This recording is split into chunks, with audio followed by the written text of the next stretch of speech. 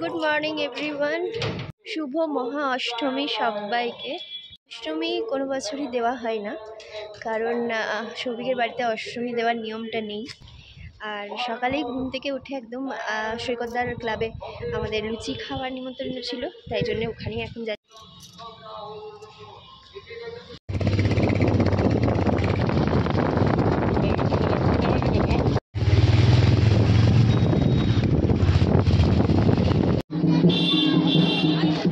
এখন অষ্টমীর পুজো চলছে আর তার পাশাপাশি নিরামিষ রান্না হয়েছে। ক্লাবের সদস্য বা পাড়ার যেসব মেম্বার রয়েছে তাদের জন্য এই ব্যবস্থা রয়েছে। আর যেহেতু অষ্টমী সেহেতু সমস্ত নিরামিষ খাবার, লুচি রয়েছে, ছোলার ডাল রয়েছে, পটলের একটা তরকারি রয়েছে আর বোঁদে রয়েছে।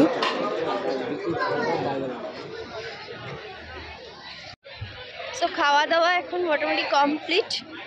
অ্যাকচুয়ালি সকালে দুপুরে এখন 2টো বাজছে, তো সকালের খাবারটা আমরা দুপুরেই খেয়ে নিয়েছি আর 2টোয় বাড়ি ফিরেছি। তারপরে আর কিছু খেতে ইচ্ছেই করেনি, একদম ঘুমিয়ে গেছিলাম। ঘুম থেকে উঠেছি 11টায়।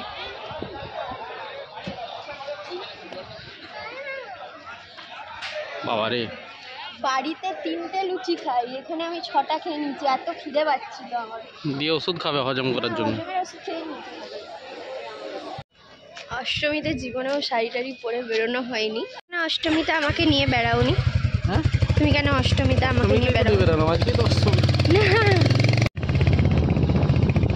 অষ্টমীতে আমাদের কোনোদিনই বেরোনো, শাড়ি টাড়ি পরে বেরোতে আমার ল্যাদ লাগে, তাই জন্য আমি ইচ্ছে করেই বেরোইনি। কি বলছো?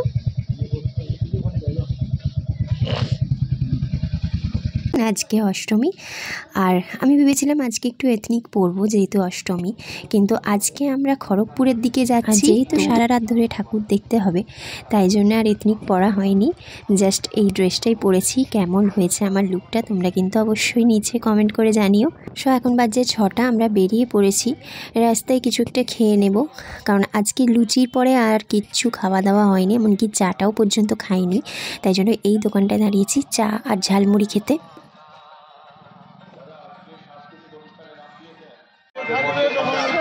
এখন বেরিয়ে একটুখানি খেলাম, তখন লুচি খেয়েছিলাম। লুচির পরে আমাদের চাটা আর কিচ্ছু খাওয়া হয়নি, তাই জন্য একটুখানি ঝালমুড়ি খেতেই বেরিয়েছি। তো আজকে আমাদের খড়গপুর যাওয়ার প্ল্যান আছে।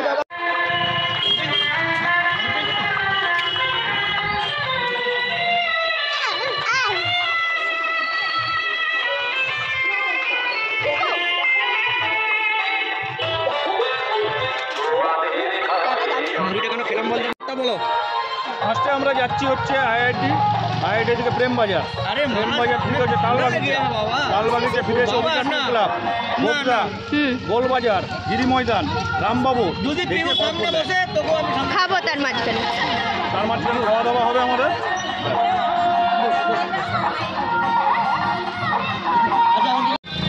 তো আমরা এখন খড়গপুরের উদ্দেশ্যে বেরোলাম। এখন বাজছে 7টা। তো আজকে অষ্টমী, এমনিতেই প্রচণ্ড পরিমাণে ভিড় হবে। 6টায় বেরোবো বলে ডিসাইড করেছিলাম, 7টা বেজে গেছে। অনেকেই যাচ্ছি, লেট হয়ে গেল তাই।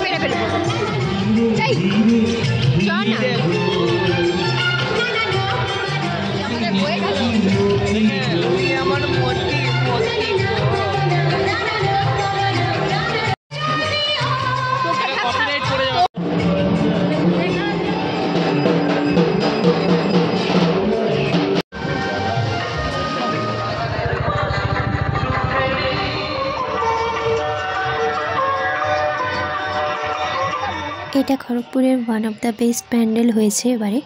তো এই প্যান্ডেলটা যেটা তোমরা দেখতে পাচ্ছ এটা পুরোটাই মাটি দিয়ে তৈরি করা, মাটি আর খড় দিয়ে তৈরি করা। আর পুরোটা লক্ষ্য করলে দেখতে পাবে কতটা সুন্দর নিখুঁত একটা মাটির কাজ। আর ভেতরটা পুরোটাই কাঠের টুকরো দিয়ে করা হয়েছে, কাঠের টুকরো, খড়ের দড়ি, এই সমস্ত কিছু দিয়ে কি সুন্দর নিখুঁতভাবে প্যান্ডেলটা তৈরি করা হয়েছে।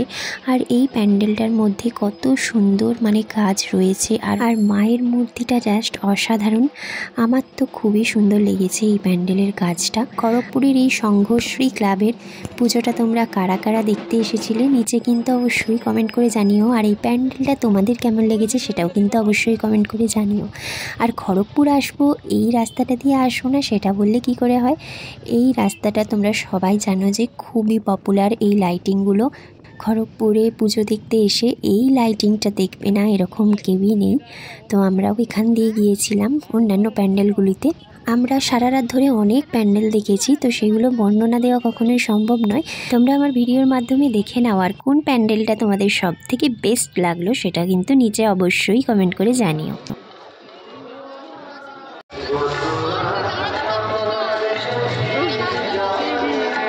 ভালোই করেছে প্যান্ডেলটা।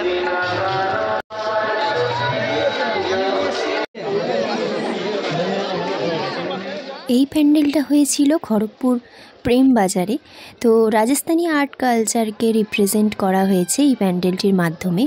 এই প্যান্ডেলটা জাস্ট অসাধারণ ছিল। যারা ভিডিওতে দেখছো তাদের একটু অন্যরকম লাগছে, কিন্তু যারা চোখের সামনে দেখেছো জাস্ট সকলেরই চোখ জুড়িয়ে গেছে এই প্যান্ডেলটা সামনে থেকে দেখে। মানে সামনে থেকে দেখার যে একটা আলাদা অভিজ্ঞতা সেটা আমি ভিডিওয় কোনোভাবেই বর্ণনা করতে পারবো না। দুর্দান্ত ছিল এই প্যান্ডেলটা। রাজস্থানের ছোট ছোট কালচারকে এখানে এই প্যান্ডেলটাতে উপস্থাপনা করা হয়েছে। তোমরা দেখো, দেখলেই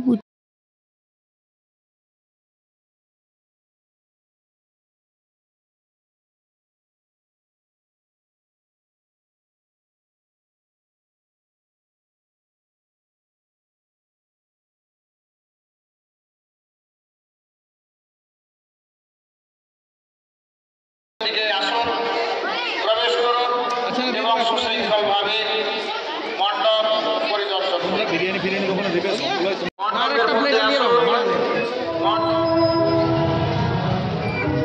ওরা জাঙ্গল বুকের ওখানে আছে। মেলার মধ্যে দিয়ে কৈলাস পর্বত ঢুকছি আমরা, কৈলাস মন্দির।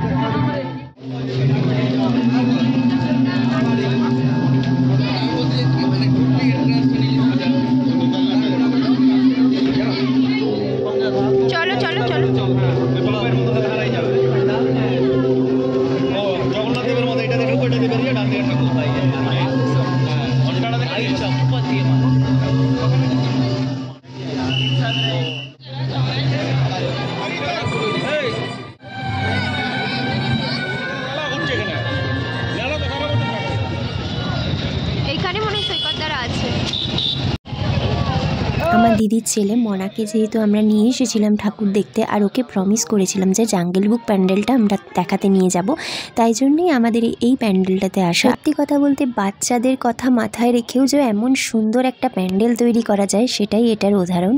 তো এই প্যান্ডেলটা জাঙ্গল বুকের থিমে করা হয়েছে। না দিদি ভালো করে দেখো, আর দেখবে না।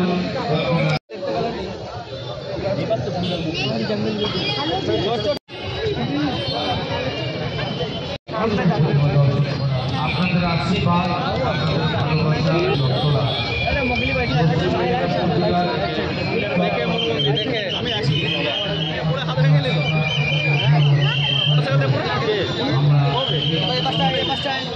এগিয়ে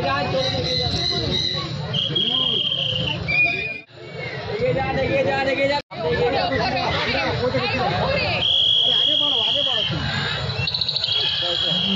আমি কত কিছু করবো, রিলস নাকি এ করবো।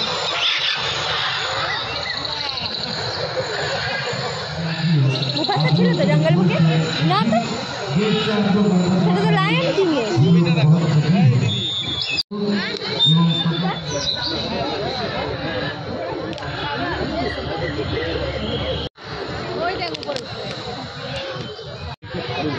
দেখো তোমার মাথার উপরে কি দেখো,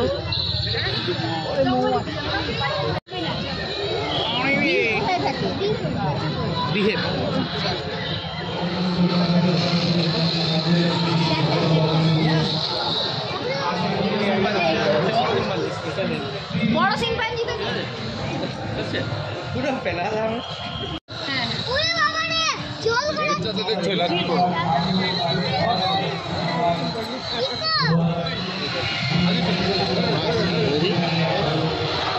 আগে আগে আগে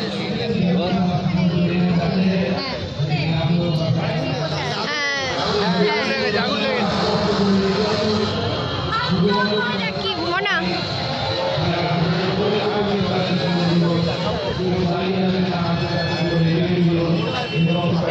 আমি আর দেখি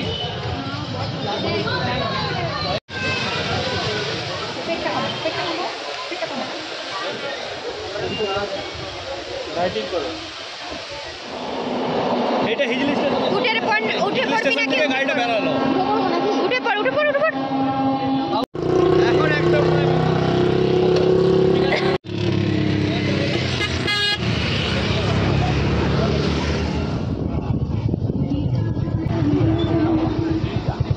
মারুতি নিয়ে দেখতে এসেছিলাম রামবাবুর প্যান্ডেল আইডিয়া মজা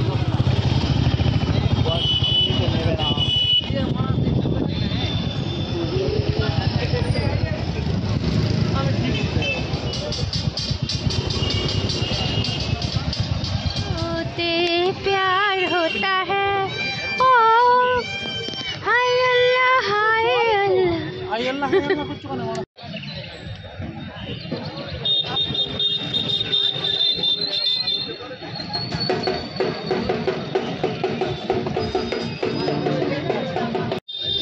सब কিছু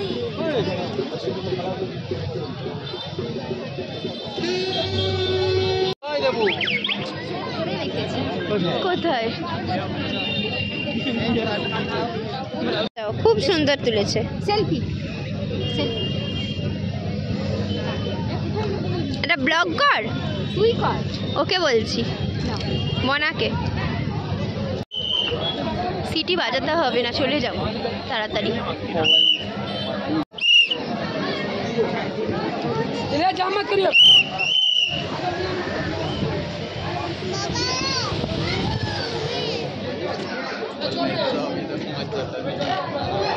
চাপা হয়নি, চল না ব্রেক ডান্সে চাপি। মেদিনীপুর প্রেয়সী আছে, তোমার প্রেয়সী রিমি গত্ত আছে আগে।